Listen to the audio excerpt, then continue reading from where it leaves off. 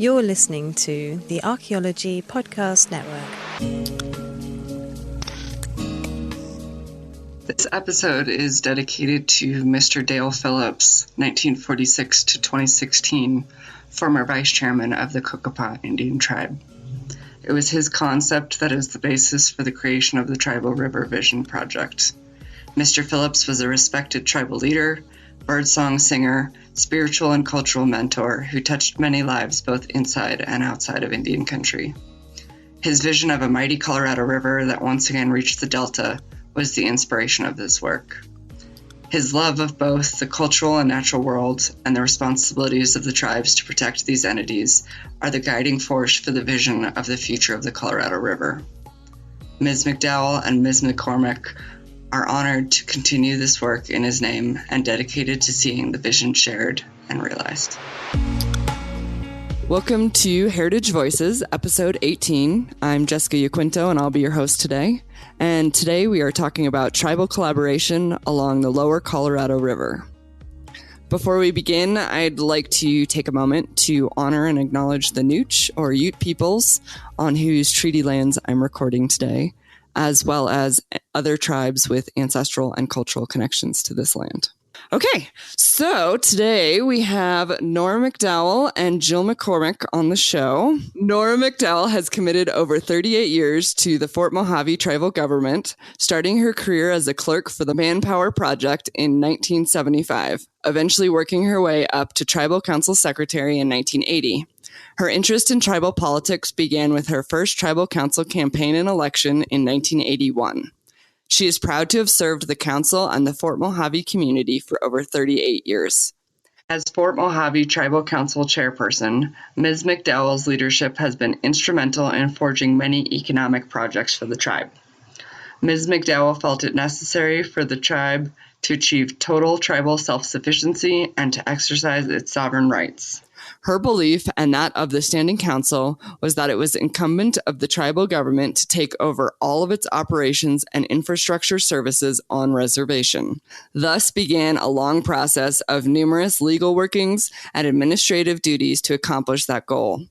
The tribe currently provides all utility services on the reservation located in 3 states, California, Arizona, and Nevada. The Fort Mohave Indian Tribe maintains one of only 10 tribally owned and operated telecommunications companies in the U.S. Snaps. Nora has been recognized by many Native American organizations for her leadership and service. Currently, Nora serves as project manager within the Mohave Cultural Society Department and oversees a hazardous waste cleanup located at the Pacific Gas and Electric Compressor Station, which is a known sacred site area. Nora is a founding board member of WEWIN, Women Empowering Women for Indian Nations, and Nora is a proud mother of 3 children and grandmother to 11 grandchildren. So welcome to the show, Nora. Thank you. And the pronunciation for the Women Empowering Women for Indian Nations is "We Win." That is true. I was just reading WEWIN, but yes, we win. I like that. Thank you for having me on the show. Glad to be here. All right. Yeah, glad to have you. All right. So H. Jill McCormick is the brand new Historic Preservation Officer for the Quechan Tribe and was previously the Cultural Resources Manager and Archaeologist for the Cocopah Indian Tribe for the past 12 years. While at the Cocopah Indian Tribe, she was the liaison between the tribe and state and federal agencies to address issues involving the preservation of the cultural materials and landscapes of the Cocopah Indian people within their traditional lands.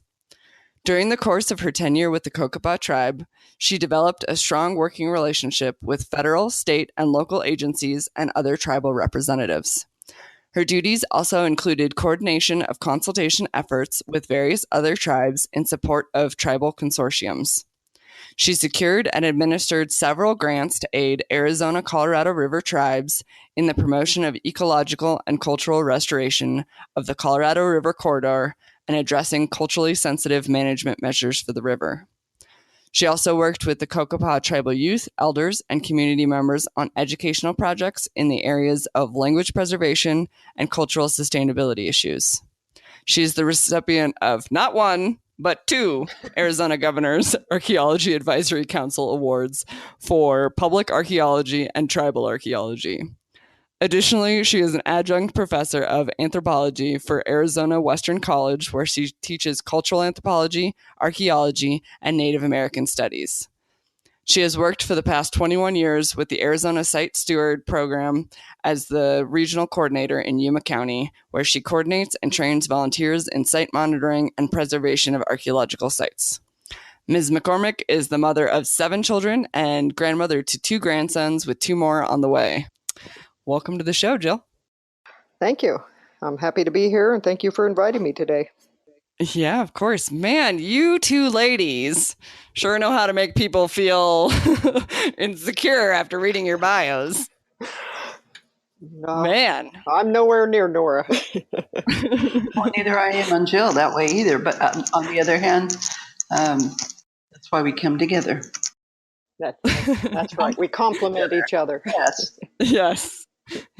When the 2 of you put together, your powers are doubled. That's right.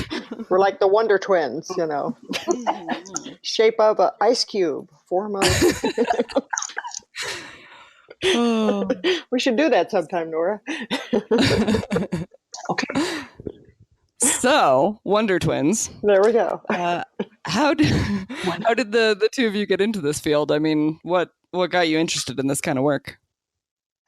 Well, first of all, my first entry into the whole world of dealing with sacred sites and dealing with other tribes was basically I took a dare for my sister-in-law, and I'll always thank her for that because I really wasn't sure exactly what I really wanted to get into. I thought I was going to raise a family and do the old traditional rearing the children, stay at home and take care of the household and family. And but I'm glad I did take that dare because it was the best thing that ever happened to me.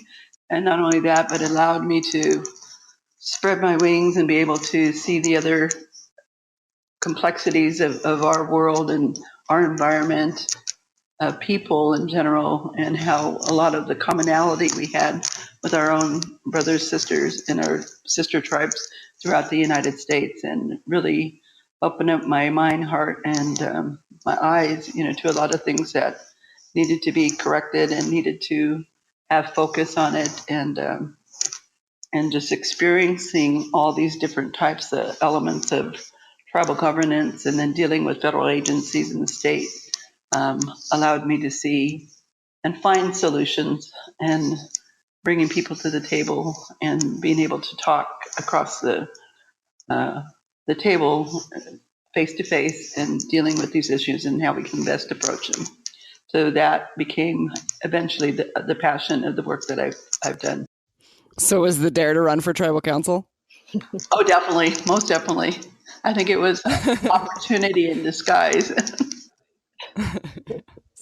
Well, there's a lot in there that I'd like to touch on while we're talking. But first, Jill, do you want to go? So how did I get into this field? Oh, well, kind of similar to Nora, except for the dare part. But, life started down a different road, kind of the same way, just getting by and, raising kids and doing that kind of thing. And then at one point I decided that I should go back to school and do what I'd always wanted to do. I'd always had an interest in history and culture and learning about other people's cultures and preserving, those kind of aspects of culture, for the future. But life took me a different direction for a while, and then kind of woke up one day and said, what am I doing? Why don't I do what I wanted to do? And, proceeded to go back to school and go through college and get my degree and stuff, all while continuing to raise kids and work at other jobs. And then I also got involved in the Arizona Site Steward Program, which allowed me to meet a lot of different people around the state that were involved in these same kind of issues. And eventually, after a few years, started working with Cocopah Tribe and started branching out in that position, and met a lot of people like Nora and from other tribes, and the rest is history. Yeah, so do you want to tell me a little bit more about how the two of you really started working together and the efforts that you want to talk about today? Well, I want to start off by saying that I don't think Nora remembers the first time we met. Probably not, because she was chair at that time. It was probably back in like 2006, and it was up in Las Vegas. And I can't remember the project. It wasn't Topak, but we were both at a meeting. I don't remember what the project was, but I sat there pretty much in awe of her when I heard her speak, and her passion and the way she conducted herself in the meeting. I remember just being in awe of her, and later going back to my husband had come on the trip with me, and going back to my hotel room that night and really talking about her and saying, that's somebody I want to meet. I need to meet her. I need to talk to her and get to know her, because I'm pretty impressed with her. So eventually I got the honor of meeting her. It was a few years later, but she probably doesn't even remember any of that. I'm trying to think back. It's hard enough to remember just yesterday, Jill. I know. That was a lot of years ago. Yeah, that was a little before I think I got out of office in 2007. But I remember meeting Jill also, and I know it was through a site visit that we did. I think it was the Welton Mohawk project. Yep. Yeah. And we went down there to go look at this site that they found that was in the middle of a field. And I think I had met you prior to that, but I remember when I saw you again, and then the chairwoman was there, and I believe the vice chairman, and another tribal leader from Arizona, Terry Enos, was there. And even back then they were giving us names because we both bought Red Bull, and he goes, oh my God, these two are going to get bullish on us. So we got tagged again, but ever since then we've become friends, remained friends, and then we started work on the Topak project, which was another big project where we have the hazardous waste cleanup, where a lot of contamination was dumped into a wash ravine for decades, and then it got penetrated down into the groundwater table. And so since 2004, we've been working on that project together, and became better friends, greater colleagues, and advocates for the rights of our Indigenous people.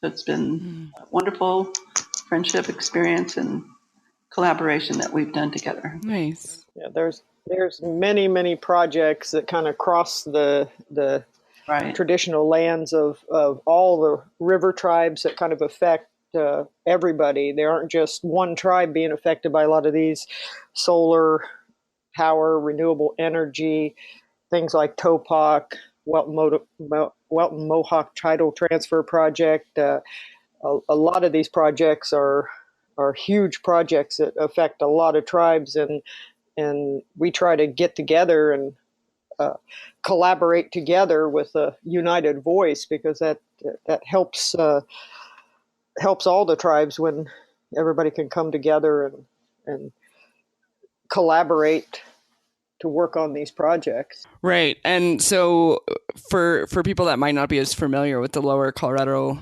River area, which tribes make up the Arizona Colorado River tribes? Right now, that would be starting up north would be the Wallapai tribe, Havasupai tribe, Fort Mohave, Mohave Indian tribe, Colorado River Indian tribes, Cocopah tribe, and the Quechan tribe. And those are the tribes that are on the lower Colorado River. There's upper basin tribes as well that we formed an alliance with back in the probably late 80s, early 90s, and that was to address collective water rights issues that we had, because whatever affects the upstream obviously is going to impact downstream. So we ended up creating a 10 Tribes Partnership Alliance as well back when I was in office. And that was for us to come together and to, express our concerns about our particular reservation rights, but also to protect on a larger, big level scale, tribal governance level, protecting those water rights and working together with the Upper Basin tribes and Lower Basin tribes to address common issues that we both were experiencing in dealing not only with each other, but also with the states that also were challenging and the rights of the tribes in both the Upper Basin and Lower Basin. Yeah. Okay. And I definitely want to touch more on all of that, but we are already at our first break point. Wow. Always comes so quick. I know. So we will be right back in a moment. This network is listener supported. We're trying to move away from paid advertising while also creating new shows and supporting the ones we have. The APN has never and will never make a serious profit on our podcast.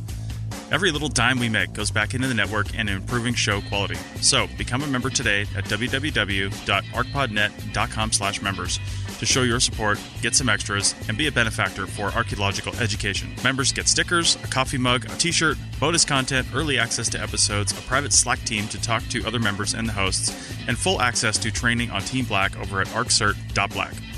So check out our memberships at www.arcpodnet.com/members today and support archaeological education. That's www.arcpodnet.com/members.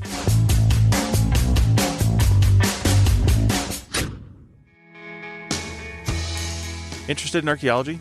Want to hear from experts in the field about the latest discoveries and interpretations? Check out the Archaeology Show every other Saturday and let hosts Chris Webster and April Camp Whitaker take you deeper into the story. Check out the Archaeology Show at www.arcpodnet.com/archaeology and subscribe, rate, and comment on iTunes, Stitcher Radio, and the Google Music Store. That's www.arcpodnet.com/archaeology. Now back to the show. All right. And we are back. Okay, so could you give our listeners a little bit more background on the Tribal River Vision project and how it got started and all of that? It started back probably in about 2008. I worked with a gentleman from the National Wildlife Federation named Garrett Vogesser, and I'd been working with him since about 2006 on different grants and restoration projects and stuff that we'd been doing down in along the Colorado River in our area by Yuma. And we secured a grant in 2008 from the Christensen Fund. And there were several different components to the grant. There was a lot of community actions that we did. We started a garden and things like that. And we did a lot of it was focused towards restoration of the habitat along the Colorado River.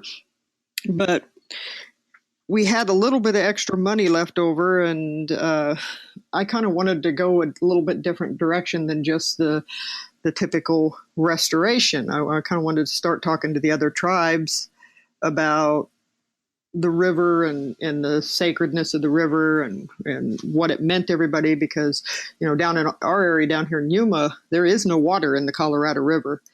At the city of Yuma, there is some water, but as you go farther south, the water is gone. So it never reaches the Mexican border. It never reaches Baja and the ocean. So just wanting to focus on aspects such as that and what impacts that has on tribes and their continuation of their cultural practices and things like that. So we took a portion of that original grant and put together what we called a binational conference. And we invited people from Mexico that were doing restoration efforts. We also then invited the Cocopah people, who are Cocopah that live on the Mexico side of the border. And we invited the other upriver tribes that many of them that Nora just mentioned, just to talk about, some of the restoration efforts and things like that, but also tribal issues and things that were of interest to them and issues that they were dealing with. And those were very different from upriver to downriver, because upriver they have much more water, but they still had issues. Mm-hmm. They were just different than the issues that you had down here. So it was a kind of an eye-opening moment to get everybody together and kind of see the different issues that everybody was having and be able to talk about that. And from there, I think we did another one in, I don't want to say it was like 2009 or 2010. We did a subsequent workshop, and then we started some more traditional type of gatherings. In I believe was it 2009 or 2010, Nora, that we started with the water blessing ceremony? I want to say it was 2009. Yes, I believe that was correct. Yeah, we down at Cocopah, there was a water blessing ceremony that was held. It was a several-day event, like a 4-day event, started on Thursday and went through Sunday to kind of start the process of trying to bring the water back in a spiritual way, bring the water back down to the area around Yuma and down to the Baja in that area. And from there, those gatherings went up the river. They started at Cocopah, then they went to the Quechan, who were just upriver. And then from there went to the CRIT, the Colorado River Indian Tribes, up by Parker, and then to Fort Mohave by Needles, California, and then up to Wallapai. And every tribe had a 4-day gathering, and everybody kind of came together, and there was a lot of cultural learning from the elders and tours in the tribal areas to, see what the issues were in those areas. And I'll stop there and let Nora fill in if she wants to fill in anything. Sure, Jill. I believe the gathering in itself, the binational conference that we first attended, really opened the eyes of all the participants that were there, because each reservation was dealing with the same types of issues. But when we got down there and we were able to do a tour of their area and to see what they were doing to try to restore what little waterway they had left, kind of opened the eyes of us upstream, what we're dealing with. Yeah, we have the river, we have the containment, we have the free-flowing river, that we're used to. But when you look back at it historically, and when you look back at the uses spiritually that we had and how we lived off the land and the water, and how the changes from the placement of dams all up and down the Colorado River, and then from Lake Powell all the way on down, you have like 4 different dams, that control the river now. And then in our area where we live at, right below Davis Dam, because of the flooding and the towns that were built in our area, they decided they were going to channelize the river. And so basically it reduced it from the free-flowing river that it was, that sustained all land. And we used to have cottonwood trees, willow trees, mesquite tree was so abundant there. And our people lived within these areas, where they had inlets and we had waterways, we had ponds, all those things that sustained our livelihood and in our crops, the fish that used to be in that river. But once they decided to control the floodways and everybody was moving west, and to make it easier for people to get across the river, they narrowed the river to what it is today. Basically, it's a pretty big ditch that runs for about 20 miles and wrap the whole sides of the river and then cut off the water source to all those plant communities and all the animals, everything that was there just died off because they didn't have the natural flow of the river anymore. And so even our people got displaced because of what happened. And so when you look at it from that historical context, and then you see, the evolution of time and changes, the governance, of the tribes with that, and then, just trying to rebuild yourself because of the displacement of these dams, coming through our lands, traditional homelands, it really, kind of opened our eyes as to what could possibly happen. Like, if it's going to be overused upstream, eventually it'll come down here to where we may be like how it is down there in Yuma. But yet on the other hand, too, we also seen the way that the tribe and the people, because we didn't have that border back then. And to us, it's still, those borders don't exist. The way we see the land, the way we see the natural, environment of Native American perspectives, that's the way we still see it, even though those boundaries are there and the land doesn't belong to us anymore. But it's still a part of our whole existence, our whole being, the way that we just see it that way, spiritually, emotionally, physically, orally. That history has been passed down to us, and that's what we continue to believe in. It's part of our religion, and it's part of the continued practice of our people. And it's what's so important, to make our children and our new leadership coming up, especially the elders, now that a lot of them are being, that are going to the spirit world, they had a plan. And so that plan has been put in place, and it's in motion, and it's still there. It's just that we got to wake our people up and, start telling them about this and start sharing these concerns, for the land and for the water and the animals and the trees, everything that exists there. We have to be the messenger. We have to be the ones to educate and to teach them. And so when this came about, it really made me feel, really inspired and encouraged, as a tribal leader back then. And then now as a project manager overseeing the cleanup, I just thought, man, we have to really do something here. So when Jill and them had this project, I just thought, wow, he's listening to us. He's listening to our prayers. He's hearing the voices of the people collectively. And especially when we did the river gatherings, those were so spiritual and so profound for each of the reservations. It was just, you could just feel it. You could just feel the power there. And it was just so amazing. And it, to me, it restarted. And, my boss, Linda Otero, our director here at Ahamakaw, she said, we reawaken the giant. And that giant is the people. And that giant is the creator. And so all those things are connected, is who we are and what we come from. And that's the river.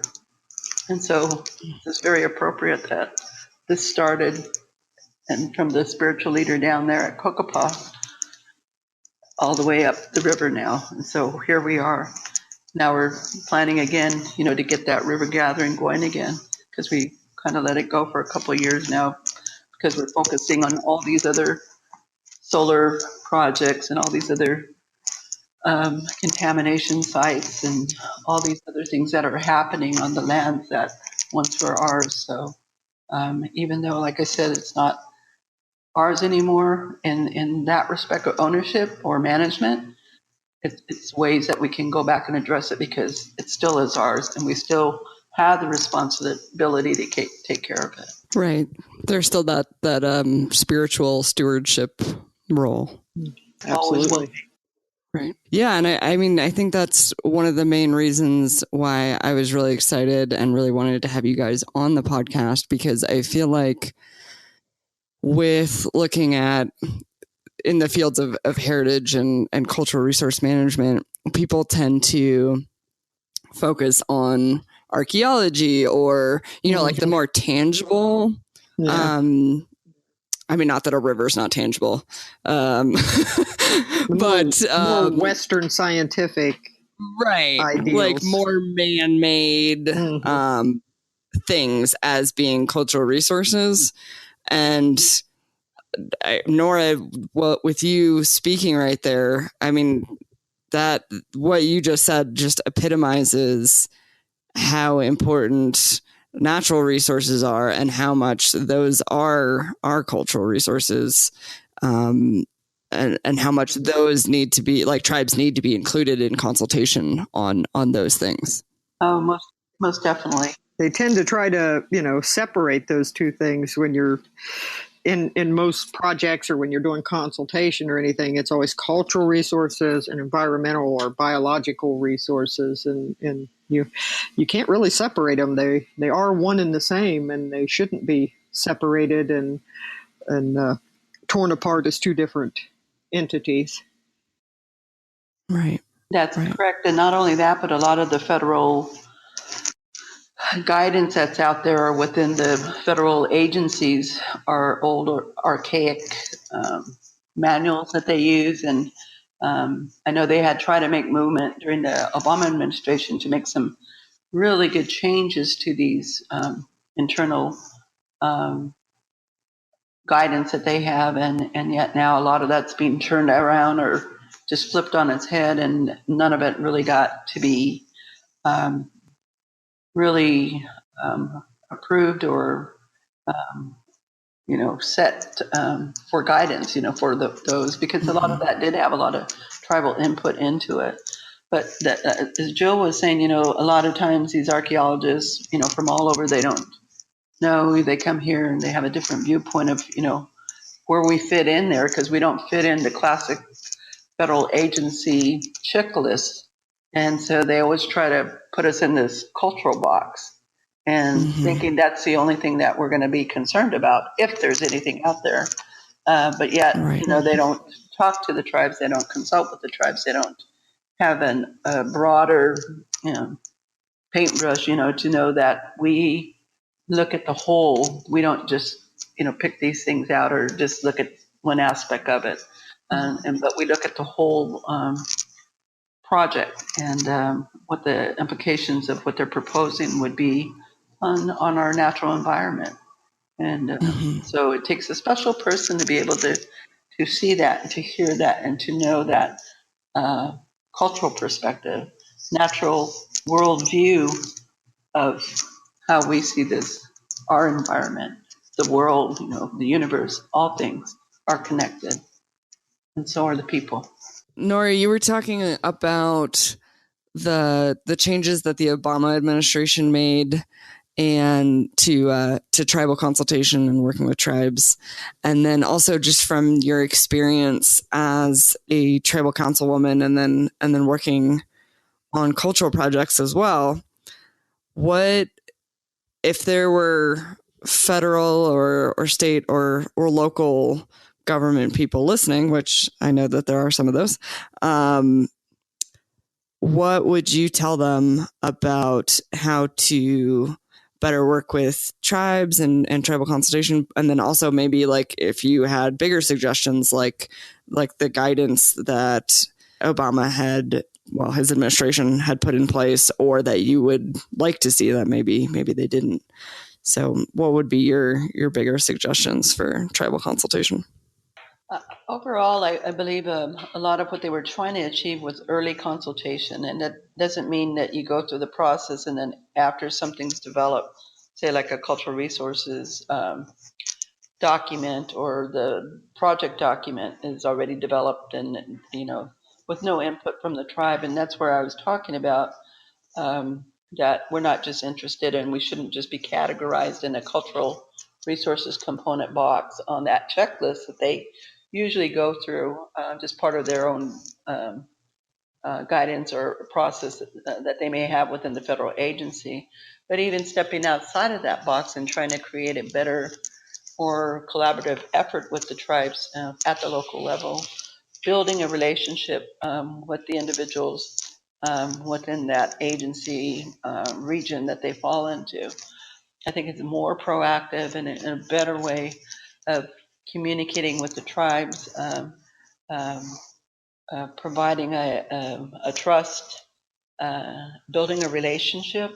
I think it's key and very important for the archaeologists and for the project managers and or even the field office managers, to really take a proactive approach in addressing and connecting with tribal governments and leadership and project managers, because you deal with the lower level individuals and you deal with the mid-level, then you deal with the administrative and executive level. So there's many facets of that, and it just doesn't just always, obviously it does begin with the tribal leader and the leadership at that level when you initiate 106 consultation, but there are other several layers of where you deal with the worker bees and the people that address these things for and on behalf of the tribe. So it takes a more broader brush, to include a lot of the individuals that are actually doing the work on behalf of the tribe and building and fostering good communications with them. But the earlier you can let them know about these projects, you may not have all the details, but at least include them in those first steps, I think is key, to making a project more systematically addressing all kinds of levels of interest that the tribe may have, and not just thinking that this is the only interest they have because it involves a resource or a site or a sacred site in some instances. But I think just having that approach, it is just, it'll save a lot of time, a lot of headache, and a lot of frustration in trying to implement the process. So that's the first thing that I would highly recommend to anybody coming in, is to get to know the people, get to know the tribe, get to know the individuals, that they will be, getting this information from. Mm-hmm. I found it works out better that way. And having a seat at the table is key, when they start talking about it, or somebody brings in an application for a permit or to do a project, federal land or lands they may be managing or administering, that they have to have a seat at the table and be a part of that early discussion, because it would be more meaningful. It would be more, global in nature as to how we see things, and they'd be able to identify, what and how they want to be included in this process. And we're getting up on our break, but Jill, do you have anything that you want to add to that real quick? Yeah, I'd just echo exactly what Nora said, and maybe add to on that seat at the table to the archaeological part of it. The archaeologists kind of always tend to forget that the stuff that they're out there surveying belongs to somebody that's still here. Those people are generally still here. They're not a past culture that isn't here anymore. And that seat at the table should be in capacity with the cultural surveys, getting tribal members out there on the surveys, having interpretation, allowing them to interpret the artifacts and the landscape and the environment instead of somebody else interpreting it for them. That should be a part of the process from day one. Amen. I echo the same sentiments. Okay. Yeah. Well, on that note, we're going to take our second and final break. The Archaeology Podcast Network has partnered with TeePublic to bring you some awesome gear that looks good, promotes archaeology, and puts a few pennies in our pockets so you can get free podcasts. Check out our designs at arcpodnet.com/shop. That's arcpodnet.com/shop.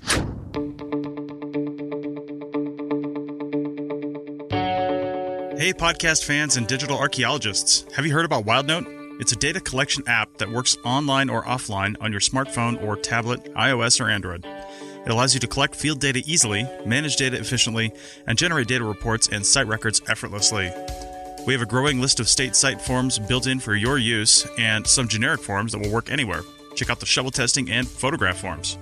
You can get a free all-access 30-day trial today by going to wildnoteapp.com. That's wildnoteapp.com for your free 30-day trial. Now back to the show.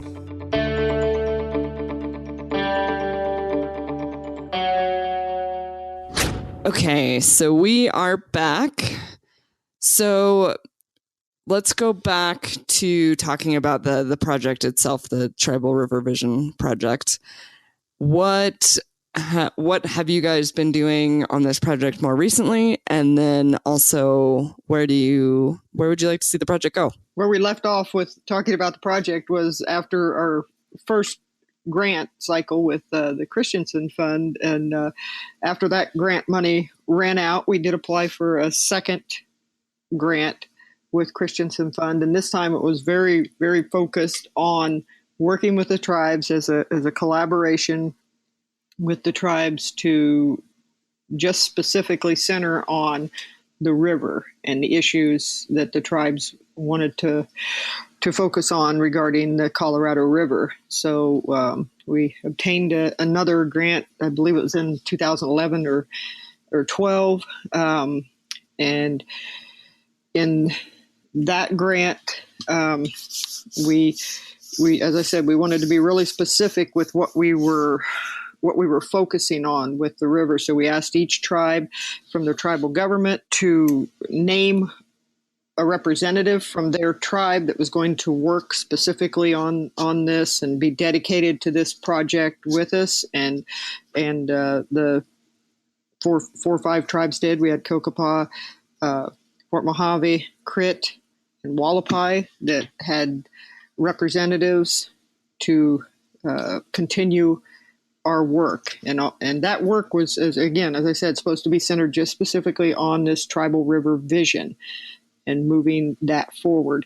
And we had pretty much 4 or 5 specific goals laid out in our grant, basically to protect the values of the river, protect the cultural values of the river, protect the ecological values of the river, to ensure water for conserving for those uses, to make sure that there was water conserved to do both of those 2 previous goals, to ensure that tribal perspectives and needs were recognized in future planning for the river. That was one of the biggest things, was to try to get the tribes a seat at the table in some of these management issues and planning for river, the use of the river, water, and water use going forward.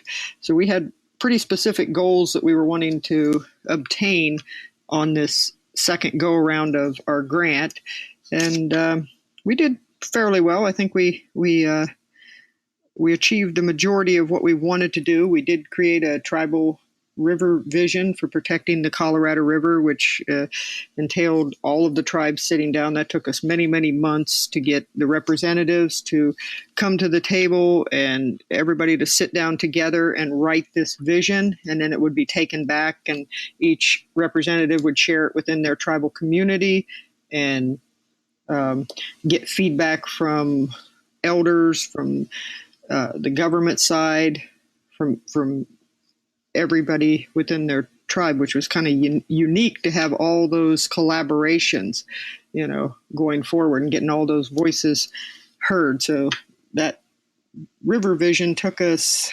almost a year to get that created and put down on paper. And I'll kind of stop there and let Nora fill in the parts that I missed.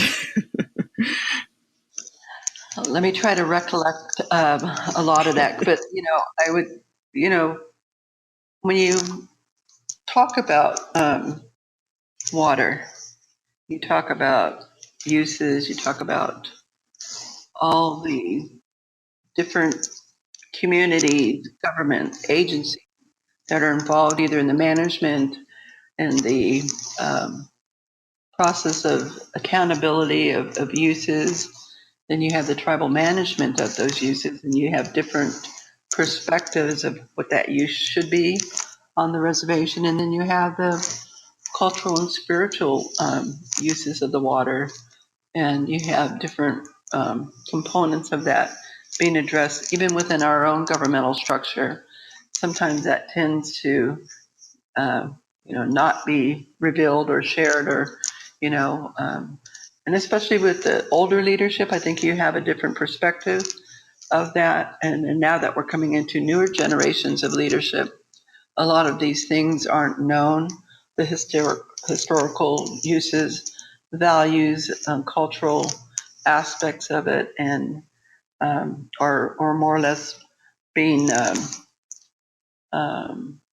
outweighed by economic interests, by economic development, by economic and or agricultural leasing, a lot of different priorities, that exist there. So sometimes you have to try to find that balance even within our own system of how these things are going to be incorporated for the long-term use of the resource that we have. Because in our case, of many tribes on the Colorado River, we either use the water rights that we've been given, or we lose it, and then it goes to the next user, We don't get any kind of revenue stream from it. We can't sell it. We can't lease it because it's a trust asset. So in the way that it's identified in that perspective from a totally Western viewpoint, sometimes it doesn't, always balance with the cultural side of it. And so we have to continue to even educate our own leadership as well about that and how that protection needs to be there, for the future generations. And I remember, always being told, by our elders, that I learned from, and where I'm at in my life now, that land without water is useless. And, for everybody, that is something that we have to all collectively address, whether we're states, whether we're local municipalities, whether we're from agricultural allotments, or individual allotments of land uses, and or, just trust assets.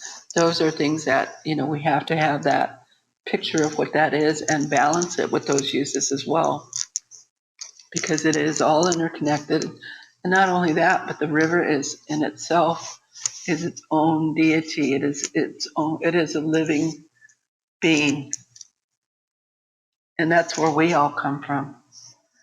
Just, as a mother gives, life in the womb, so are we, covered in the world.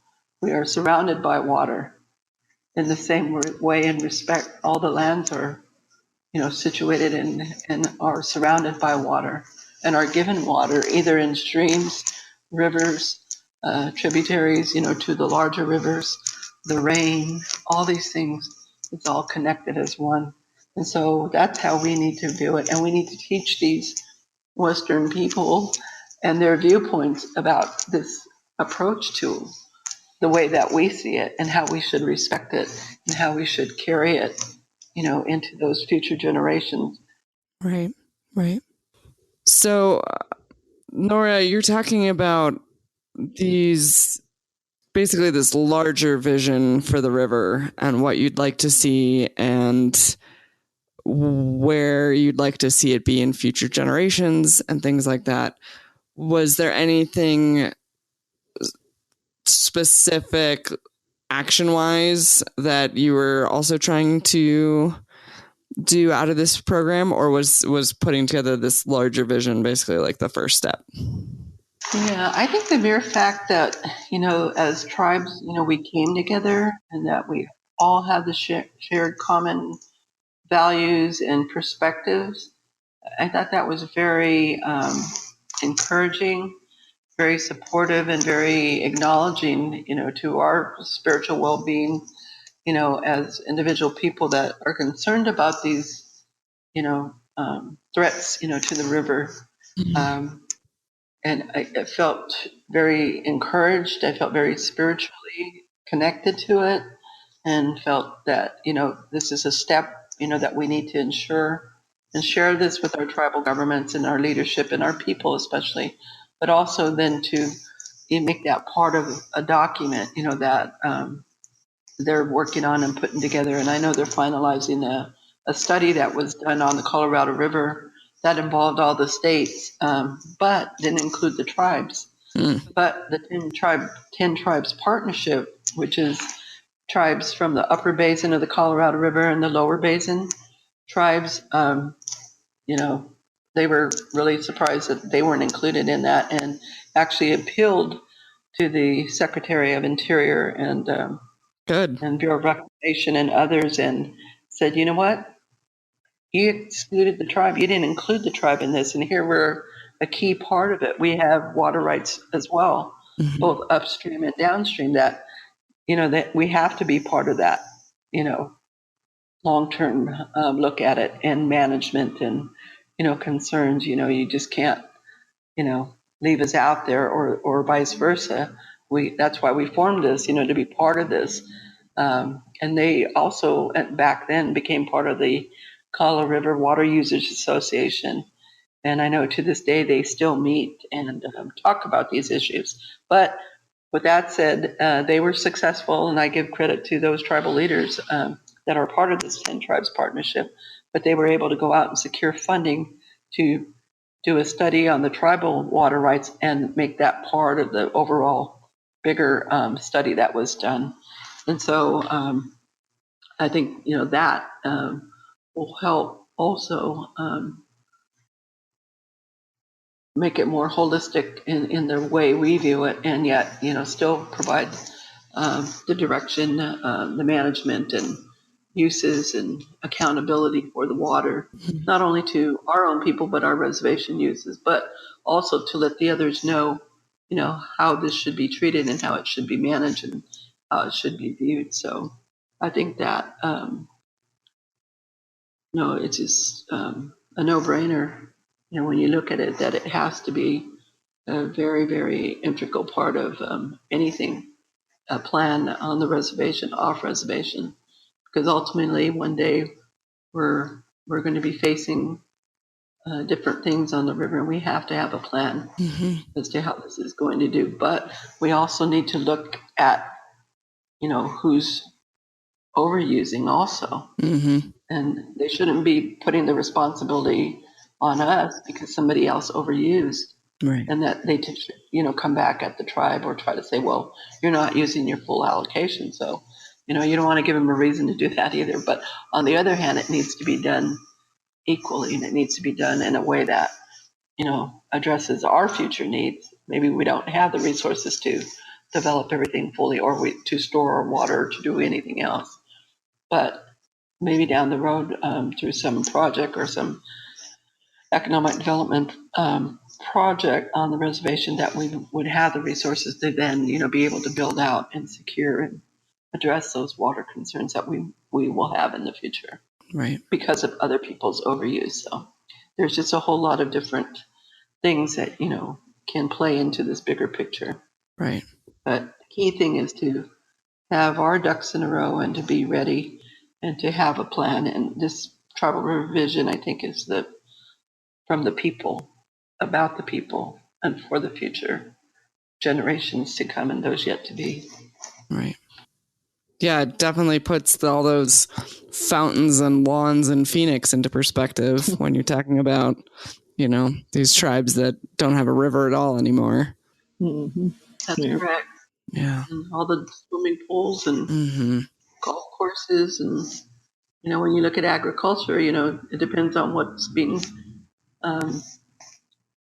grown and raised also, because a lot of that, say like alfalfa, it feeds the cows, it feeds the horses, it feeds, a lot of different things, just different types of crops, have sustainable uses also, to provide us with beef and pork and all the other stuff people eat, chickens, to feed, just a lot of different things, that are part of the food chain and part of the water use. So there's everything is, dependent upon each other.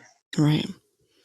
Right. And I read the other day that I think it was 25% of the food production in the U.S. comes from the the Colorado River feeds below Glen Canyon Dam. Yeah. It's crazy. It's the most over-allocated river in the world. Yeah. Over-managed. Man. Okay. So, I mean, there's obviously lots of places then that you could go with goals for this project. There's lots, obviously, of work that needs to be done in the long term to make this even get back close to something sustainable. Yeah. So, what piece of that are you guys really maybe hoping to try and tackle in the future? Currently, right now, we're trying to get funding again for another funding cycle, and we're pretty confident that we are going to have some funding here within the next few months, so we can convene everybody back together again and continue the work. And as I said, those overall goals of getting a seat at the table, even a seat at the table for the tribes to have those values and not just the commodity of the river and the economic value of the river, be the only thing that's taken into consideration to, have when we're making management decisions down the road, to be thinking about what this river is to the tribes, and how much is being lost there culturally and other ways that so there has to be a seat at the table. There has that part of the decision making process needs to be held just as highly as all the other aspects, the recreation aspects and everything else that we use the river for. So that's hopefully one of the directions that we are trying to push right now. And as Nora said, that the water studies that have been done, and the tribes aren't even able to participate in those. The 10 Tribes Partnership did theirs, and there's some intersections between that study and the goals of this river vision.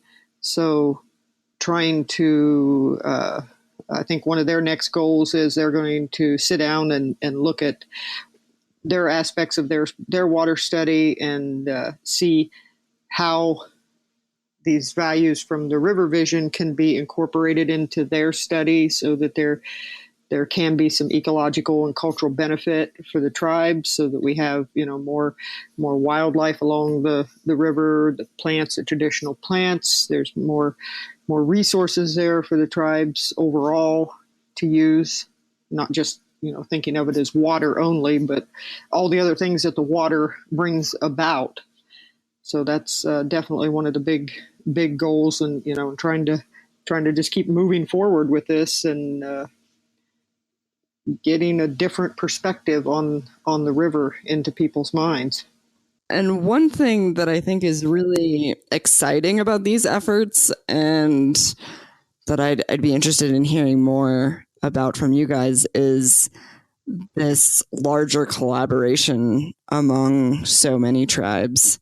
So I'd definitely be interested in hearing more about what you would recommend to other tribes who are wanting to do similar efforts, like the large scale bringing together tribes surrounding a ecological resource, I guess.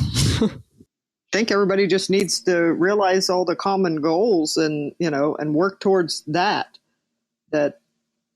these goals are good for everybody, no matter which tribe, no matter whether it's the community surrounding, tribal, non-tribal. The goals that are going to be the outcomes of the work is going to benefit everybody. So that's what you've got to look at is, keep your eye forward thinking and look at those goals and realize that that's a benefit to everybody.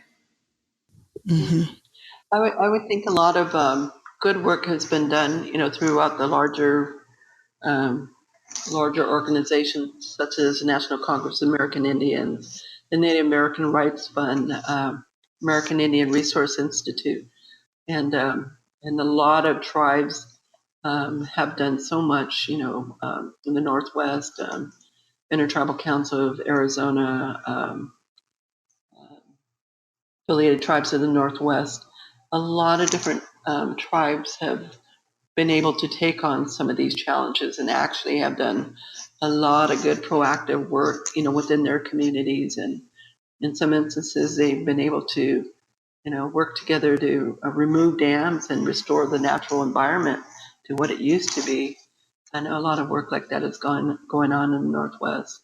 Even the Canadian brothers and sisters have been able to establish a lot of work also up there. But there's been a lot of good projects, practices, and actually just creating ordinances and or water codes, to manage these things and include the cultural perspective in these things. So there is a lot there, and I'd encourage, tribes and other tribal community members that are concerned about these things, to look at those libraries that exist within those Native American organizations that have and continue to help tribes get their water rights settled, and those tribes that are just starting out, there's a lot of good resource there, and encourage you to contact those organizations, and hopefully you might be able to find a link for those and attach them to this podcast, and I could provide that information as well. Okay, yeah, that would be great. So, okay, I'm still thinking about from the very beginning when you were mentioning working with the Cocopah, right, in Mexico? Mm-hmm. Yes. So I'm curious because, so on the one hand, Nora, you were talking about how borders are basically something that was imposed on you, like the U.S.-Mexico border, that's not something that was obviously traditionally within the Fort Mohave worldview. That's something that came later. And then also, looking at the effects of government, even just like an administration change, like the Obama to Trump, that there's very real consequences of those kinds of things. So looking at, the tribes in Mexico, they're dealing with a totally different government. So on the one hand, indigenous people on the both sides with shared history, et cetera. But on the other hand, now having a very different political environment that they're trying to work within for the river. Did any of these issues come up when you had this larger meeting between the U.S. and Mexico? Like, were their experiences as indigenous people different at all in Mexico, or did you feel pretty like it was the same issues regardless of government structure, et cetera? I would think historically along the border, there's always been those issues because there's several tribes that are on the border, right, such as the Cocopahs, Quechans, and then the Paipais, and then other indigenous tribes that are in Mexico now. The Tonamotan Nation down in Tucson, right, the Nogales area, and probably further on down, probably into Texas as well, have experienced a lot of those same issues, just trying to get basic services and healthcare, to their population that, unfortunately is on that other side of the boundary. And I would say that it probably would exacerbate even more now because of the change in administration and the viewpoint of securing that border. So there's always homeland security issues involved in that as well. So I feel the people, again, are being put at a disadvantage. But yet I know the tribes have always looked out for their interests, just because of my experience in having been the president for Intertribal Council at one point in time. Also, I was privileged to some of that information and knowledge, and we'd take up issues that affected tribes throughout the state of Arizona. So those exist, they're there, and obviously they'll continue to be there as long as that issue of the border exists, and people coming to this country or that are placed in that because of the borderline now. It's just going to make it that much more difficult for them. But the water in itself, I do know Mexico does have a million acre feet that they get every year. But I know Jill probably has dealt with this just by the restoration aspects of what they've had to deal with down in there, and she could probably comment on that a little better than I could. Yeah, well, we initially in that first grant that we obtained in 2008, one of our projects that we did with that was we took several elders down into Mexico to El Mayor, one of the villages for the Cocopah, and along the way we stopped and saw some of the other restoration efforts and stuff that were being done, because basically they have the same issues that we have on this side of the border. They have the invasive species, they have the lack of water, all the same kind of things, and one of the big things with the Cocopah when we went to their village was the water issue. They are a fishing people. They live along the banks of the Rio Hardy, which is, fed tangentially through the United States. And if the water's being sucked up, that should be feeding down into Mexico, and it's not going down there, they're being greatly affected by that. They're, as I said, they're fishermen. There aren't that many fish down there anymore. They're not able to, sustain themselves the way they historically did. So, yeah, a lot of the issues are the same, and in some cases, they're a little more dire down there because of their governmental system and the way tribes are treated in Mexico. So it's very, very similar issues. And we did try to look at some of those issues, and but it's, there is that issue of the two different governments and going across the border that, limits you on what you can do. Right. Yeah, I mean, definitely. Nora, you mentioned Tono Atam specifically, and they have, if you walk into their museum, they have a brand new, beautiful museum. And one of the very first panels, I think it might be the first panel when you walk in, talks about some of the issues that they have with being, split in half basically by the border, including things like, if I remember correctly, having Tono Atam veterans that would come home and then not have access to the VA because they couldn't prove which side of the border on the reservation they were born. Yeah. So it affects a lot of different things, but yeah, a lot of them don't have birth certificates, so right. Exactly. They can't prove where they were born, which right. puts them at a disadvantage. Right. So then it automatically gets assumed that they were born on the Mexico side. Right. Mm-hmm. All right. Well, on that note, is there anything that the two of you wanted to make sure people knew before we closed out here? I would just say, that to everyone out there, that I'm so glad that we're able to come and share our perspective of how we see things on the Colorado River.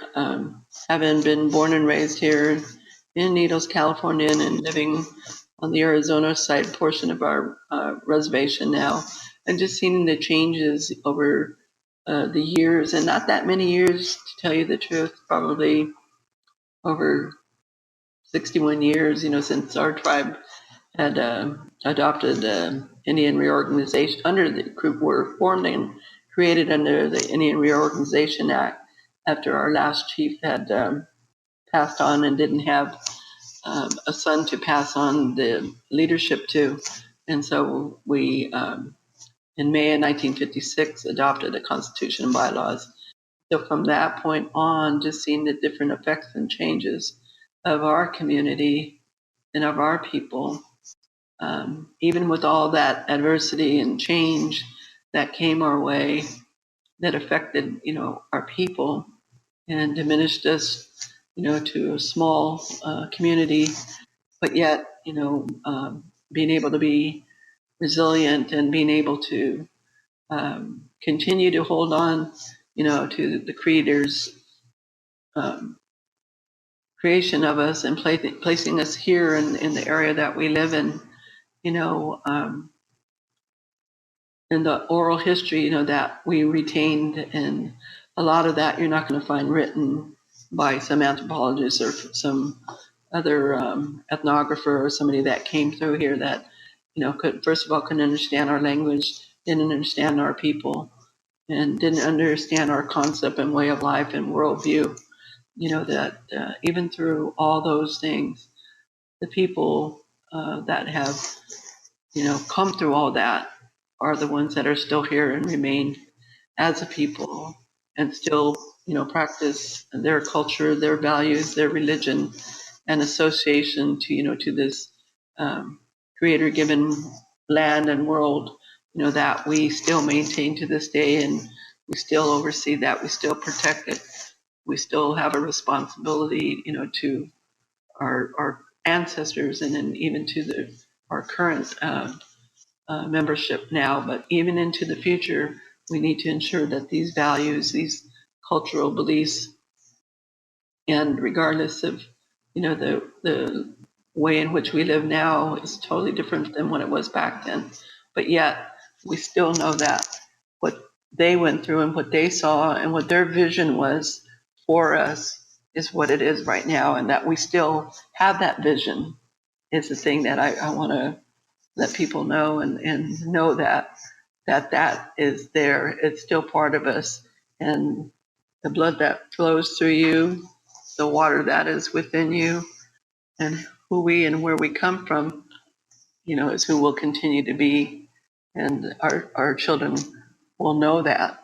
And so all these things are where we're supposed to be and where we're at and what we have to continue to do for our people and our survival.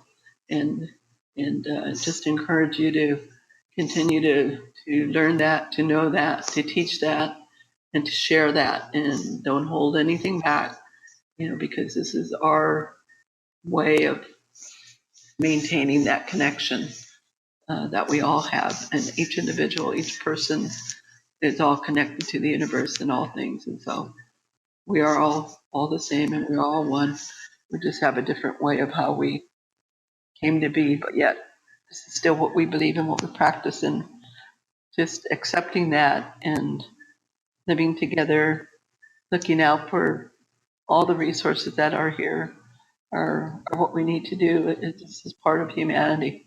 And so I'm so glad I had an opportunity to be here today to share my thoughts and things I've seen and the experiences that I've gone through throughout the time of my being, a member of this tribe and a part of this community, and being able to see other parts of the United States and Alaska, and to share that with you today. Thank you. Yeah, that was beautiful. Well, thank you guys for coming on the show today, and thank you also for all the work that you do to protect the Colorado River. We certainly appreciate it, those of us that live not too far from it. So thank you. Thank you. Yeah, thank you for inviting us on to talk about it. Okay, so 2 final things to close out this episode. First of all, if you were inspired by today's episode, they are accepting donations to help support this project. So if you are interested in donating to help support these tribes in their efforts, please reach out to Jill McCormick at hjillmccormick@gmail.com. That's HJILLMCCORMICK@gmail.com. And that'll be in the show notes as well. Second of all, on July 26th, 2018, so next month, for those of you that are listening right away, Dr. Sean Gant from episode 13 of the podcast, he and I are going to be co-hosting a webinar on the basics of ethnography through the American Cultural Resource Association. So if you're interested in learning more about ethnography and how to do it right, just a quick crash course into the basics, please register for that at www.acra-crm.org. Both Sean and I work with a lot of archaeologists, and we work in heritage and cultural resources. So people often assume that we're archaeologists, but we're actually both cultural anthropologists or ethnographers. So we wanted to share some of our knowledge and help make sure that the ethnography that's being done out there is being done ethically and done well. So I hope you'll consider joining us.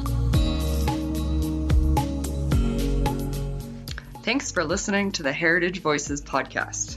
You can find show notes at www.archaeologypodcastnetwork.com/Heritage Voices. Please subscribe to the show on iTunes, Stitcher, or the Google Music Store. Also, if you like the show, please share with your friends or write us a review. If you have any questions, comments, or show suggestions, please reach out to me at jessica@livingheritageanthropology.org, or you can find me on Facebook through Living Heritage Anthropology or on Twitter @LivingHeritageA. As always, thank you to Lyle Belenqua and Jason Nez for their collaboration on our incredible logo.